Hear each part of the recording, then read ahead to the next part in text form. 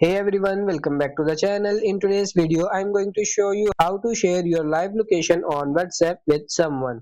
It's really simple and easy. First of all, open the WhatsApp application here, and now you have to open that chat you want to share the location.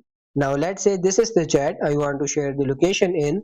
Now you have to tap on this hamburger icon, tap on it, and now you can see these options. Just simply select this location here, tap on this continue, and now you can see this option allow WhatsApp business to access this device location. So WhatsApp need to access the device location first.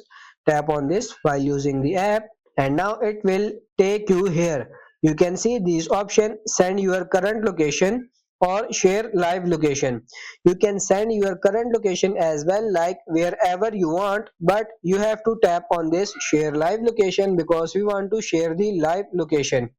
Just simply tap on this share live location, tap on this continue, and you can select the time here, like you want to share the live location for 15 minutes, 1 hour, or 8 hours. After this, tap on the send button, and as you can see, my live location is sharing now. So what is the difference between live location and current location? If you send the current location, like if you are in a cafe and you send your current location, so that cafe's location will be shared. But if you share your live location, wherever you go with your mobile phone, your live location will be shared with that person.